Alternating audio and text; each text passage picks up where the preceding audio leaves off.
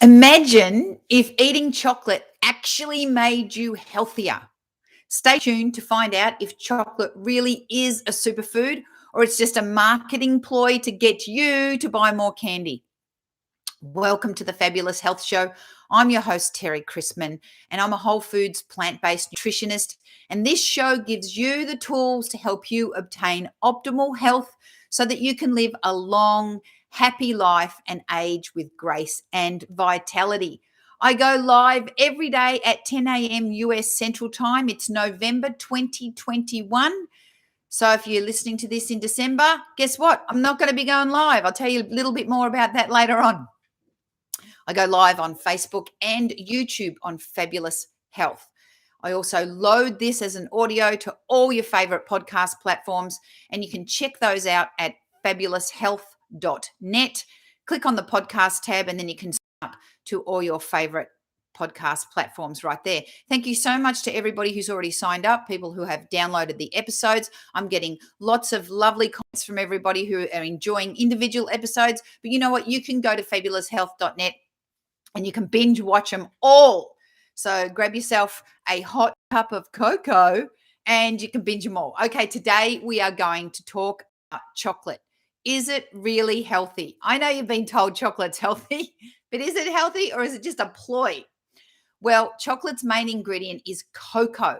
Cocoa is produced by fermenting the seeds of the Theobroma cacao tree. The beans are dried, roasted, and crushed. This is then pressed and alkalized to form cocoa powder, which is then homogenized with the sugar and the cocoa butter to form chocolate. Now, dark chocolate has more than 50% cocoa solids. Milk chocolate has about 10% cocoa solids, and white chocolate has no cocoa solids at all, just the cocoa butter and the sugar. Now, you may have heard of cacao powder. What is the difference between cocoa powder and cacao powder? It's all the same bean, but cocoa powder is roasted at high heat and cacao powder is not. So cacao has a higher antioxidant content than cocoa. Cocoa and cacao contain the flavonols, which are phytonutrients, catechin and epicatechin. And in fact, cocoa has 4 times the catechin content than tea. And catechins exhibit antioxidant capabilities such as reducing cell damage and repairing DNA. I've talked about this throughout all my podcasts and all my fabulous health shows. The more antioxidants you have, the less aging, the less cancer, the less sickness, the greater your health. So get those antioxidants into you. Don't just eat chocolate because your antioxidants are available in your fresh fruits and vegetables as well. Now, because of the increased cocoa content, dark chocolate has the most benefit, with white chocolate having pretty much bugger all antioxidant benefit at all. That's Australian for saying not very much, just in case you're wondering. The sugar source also affects the bioavailability of the flavonols. So that means how much of the flavonols and the antioxidants you actually absorb into your body. For example, chocolate containing maltitol has less flavonol absorption than chocolate containing sucrose, which has better flavonol absorption. Read your labels, people. Chocolate is also a rich source of minerals, including potassium, iron, copper, phosphorus, magnesium, calcium, and zinc. Flavonols have also been shown to inhibit platelet activation, reduce pro-inflammatory cytokines. I've talked about those heaps, and it has an aspirin-like effect of stopping blood clotting and thinning the blood. Studies have shown that flavanol-rich dark chocolate, but not white chocolate, has immediate effects of lowering blood pressure and improving insulin sensitivity. Chocolate contains phenylethylamine, an amphetamine analog that can modulate your mood and stimulate feelings of well-being and euphoria. So we all know You know, when you're feeling down and you have a piece of chocolate and it makes you feel better, there's a scientific reason for that. Chocolate and cocoa also contain stimulants such as caffeine. This is interesting, and it's going to make you laugh, I think. A 1977 study showed that cocoa contains substances that protect against dental cavities. Okay, but that doesn't mean you can eat tons of chocolate. It's the cocoa, not the chocolate. Just remember that. Chocolate is a processed food made with a whole food. Just remember that it's the cocoa that has the benefit, not the chocolate. Okay, chocolate and and cocoa, if it's the good chocolate, the high cocoa content chocolate has cardiovascular benefits. Small short-term intervention studies have indicated that cocoa containing foods may provide some cardiovascular benefits, including reducing your blood pressure, inhibiting platelet function, uh, preventing lipid oxidation, reducing LDL cholesterol, that's the bad cholesterol, increasing HDL cholesterol, that's the good cholesterol, improving endothelial function. Remember endothelial, that's the inside of your blood vessels and also the inside of your intestines, the wall, increasing insulin sensitivity, reducing insulin resistance, and reducing inflammation. That sounds like a wonder drug to me. What about PMS?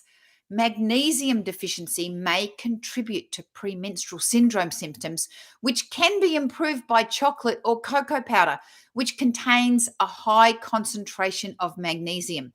You need about 100 milligrams of magnesium per 100 grams in chocolate, or 520 milligrams per 100 milligrams in cocoa powder. So if you're going to use the chocolate or the PMS to reduce your the chocolate or the cocoa powder to reduce your PMS symptoms, read the labels. And if the label doesn't tell you, then find one that does. You'll find that the small batch organic chocolates sometimes have that information on them. What about exercise?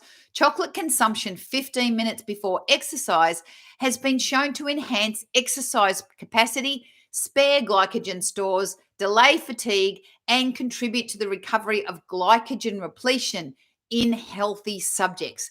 Now, there's lots of mechanisms going on there. You've got the caffeine, plus you've got the calories, and you've got the sugar, and you've got the fat too. So all those contribute to those exercise benefits. And cocoa butter, which is one of the 3 things in chocolate, is a really good skin moisturizer. But there is a caveat. People, I'm talking about pure dark chocolate. The ingredients are cocoa or cacao, cocoa butter, and a sweetener such as raw sugar. Nothing else.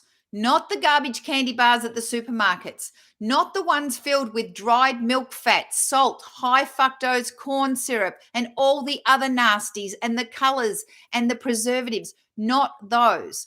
To get the benefits of chocolates, you need to have about 200 to 500 milligrams of polyphenols, which equates to between 40 and 100 grams of chocolate containing more than 60% cocoa mass. So if you go for the 90% dark chocolate, you're going to get more polyphenols in less grams of chocolate.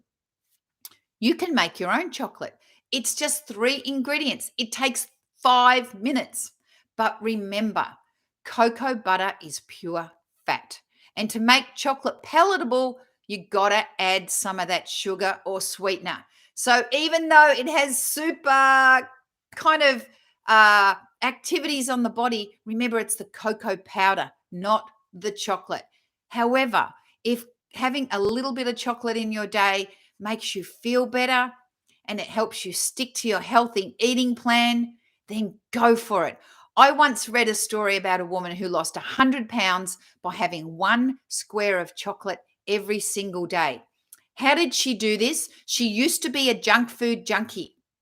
But what she did is she committed to a whole foods diet through the whole day. And then at nighttime, after dinner, she had 1 square of chocolate. It probably weighed about 10 grams or less. And then that kept her psychologically happy to continue on her healthy eating plan. So it changed her mood so she didn't feel like she was missing out on something. It does not work if you don't eat healthy during the day and then you eat a whole Cadbury family block at nighttime. That is a recipe for disaster. Anyway, I hope this information was valuable to you today. I'd love to read your comments and any questions that you have. I mentioned to you that if you are listening to this not in November 2021, I wouldn't be doing it on a daily basis. I've decided just to do 50 shows. So that leaves me another 13 or 14 shows to go, 2 weeks left. And then after the 50 shows, I'm going to change the format of this podcast and I'm going to interview people. So if you would like to be interviewed on my show, please get in contact with me. Or if you think of somebody that you would like to hear from, then please get in contact with me. The show is going to be a bit more long form and we're going to find out information from other people, from their experiences, from books they've written and all the rest, all about living a healthy life on a whole foods plant-based diet. Okay, if you want more information about that, head over to fabuloushealth.net. And if you want to take your health to the next level, by all means, do my Quick Road to Fabulous Weight Loss course. It's 25% off this November. And all you have to do is use the promo code podcast in the checkout, and that 25% will automatically come off your price. So tomorrow, we're talking about herbs and spices. Not only do they add fantastic flavor to your food, they're good for you as well. So I hope you enjoyed this and have a fabulous day, and I'll see you tomorrow. Bye-bye.